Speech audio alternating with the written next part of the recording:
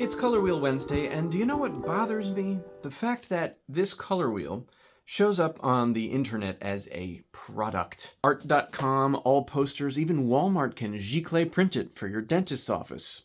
Simply because it's not protected by copyright, and the Smithsonian uploaded a high-resolution scan of it. Anyone can monetize, and do they ever. But do they know anything about the artist and how influential he was as a color theory teacher in mid-century California? So this week we're talking about Rudolph Schaefer. He was a painter, a printmaker, an interior designer, a textile designer, a costume designer, a flower arranger, but first and foremost, he was an educator. Schaefer taught art for over 7 decades. He lived to 101, and according to his 1988 obituary, he was in the forefront of art education in the perception and use of colors. So why have you never heard of him? We'll get to that. First, I want to explain why he's worth remembering as a color theorist and as a teacher.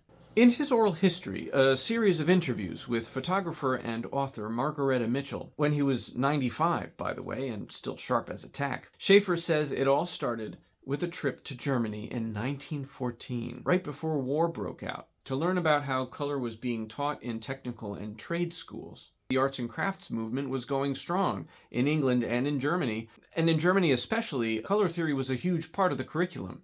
Not only that, but the dye industry in Germany was developing new, brighter colors for artists and craftsmen to work with, so that was the place to be. Schaefer went to Munich to gather ideas and bring them back to California. Schaefer also learned color theory from an artist named Ralph Johonnot, a decorative painter who also had absorbed new ideas in Europe.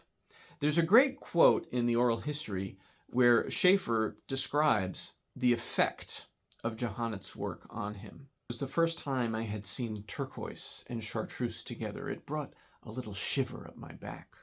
Johonnot learned color theory from Arthur Wesley Dow, a key promoter of the Munsell system early on, and of Japanese concepts of value and color balance. He taught at Columbia, the New York Art Students League. He was very influential as well. Anyway, Schaefer describes Johonnot's teaching as focused on prismatic colors, which is interesting. This reminds me of Frank Vincent Dumond and his prismatic palette at the New York Art Student League. But I don't think Schaefer was thinking of Dumond when he was using the term prismatic. Rather, he was thinking of the painting style of Stanton MacDonald Wright, and he was probably also thinking of this book, The Colorist by J.A.H. Hatt, which he still had on his shelf when telling his life story to Mitchell in the 1980s. Schaefer also describes Hatt's color wheel as prismatic, by which he seems to mean based in physics, a color theory that has red, green, and blue as plus or additive primary colors, and turquoise or cyan blue, magenta, and yellow as the minus or subtractive primary colors. Anyway, Schaefer's whole theory of color, as he explained it in the oral history, was an elaboration of the prismatic theory into concepts of harmony, balance, and rhythm. For Schaefer, all of that comes down to rhythm. But what exactly does he mean by that? What does he mean by rhythm? To clarify the way he looks at color contrasts, he uses the analogy of a stick. The contrasting colors are either end of the stick, and most artists, he says, will just use the ends of the stick. That's all well and good, but rhythm is about divisions. In music, it's divisions of time. You can't have rhythm with just 2 colors. You need to mark time along the stick, or along the line between the 2 colors. So in his view, color contrast might grab your attention, but it's not enough to structure a color scheme. Transition, measured transition between colors, is necessary to bring the design to completion. That way of thinking certainly resonates with Arthur Wesley Dow's composition principles, which talk of the importance of balancing opposition and transition. And it's definitely also influenced by Japanese aesthetics, like Arthur Wesley Dow was, but it's very much Schaefer's own elaboration of that thinking. So let's take a closer look at this wheel then. The original color wheel is a tempera painting and held in the Smithsonian archives with the rest of Schaefer's papers. And typical of Rudy, this wheel is not exactly a system. It's not a summary of paint mixing premises or harmony rules. It's an experiment done in tempera for the classroom. The inner ring is what he would call the prismatic colors, the high chroma or purest version of those colors. Based on the pencil annotations, which tell us what he mixed, it's a 6 primary wheel: red, green, blue, turquoise, magenta, yellow, like Hatt's wheel. So you see yellow and ultramarine as complements, not yellow and violet. He's not concerned with color mixing as such or which colors are primary, as he is concerned with getting the hue intervals right. The outer 3 rings are mixtures of a chromatic color in the center ring with white and one other color. Which other color is not exactly systematic, which is why this color wheel seems like a sort of experiment or doodle, a let's see what happens kind of search for rhythms rather than a summary of a doctrine about color mixing.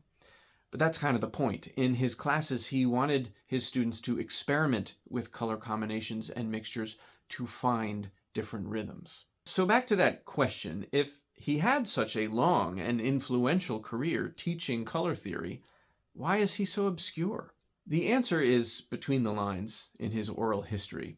Mitchell asked him pretty much the same question, like, how come you haven't been recognized as a color theorist? And he explains that, well, he's working on it. He's working on getting his teachings into print. Mind you, he's like 95 at the time. He's still getting around to it. The Smithsonian Finding Aid lists 4 different manuscripts on color theory in Box 2, folders 49 through 54. And there's also lecture notes and more. And all this material, he just never got around to organizing. The other problem was his school. His school didn't survive him. He founded the Rudolph Schaefer School of Rhythmo-Chromatic Design in San Francisco back in 1926. The school grew and Schaefer taught countless artists over 6 decades, but in 1982 the board forced him to retire, and within 2 years they shut the school down. Yes, Schaefer never published a book, but I think the real problem was there was no one to carry on the torch of his teachings. I've thought a lot about the role of Annie Albers in promoting Albers' legacy as a color theorist after his death. And like the same thing with Itten, Annalisa Itten, his second wife, kept the brand going after he died, but Schaefer had no partner or children or foundation to publish his books or archive his works or curate exhibits after his death, and his school was shut down, so there's no institutional legacy, and we're just lucky. We're lucky that Schaefer's papers ended up in the Smithsonian at all. Rudy Schaefer deserves more than giclée prints from Walmart. He deserves a spot on the color theory history shelf. Maybe he never got around to putting his book together, but hey, it's all there in a box in Washington, D.C. if anyone's looking for a good PhD dissertation topic. Thanks for tuning in, and I'll see you again next week on Color Wheel Wednesday.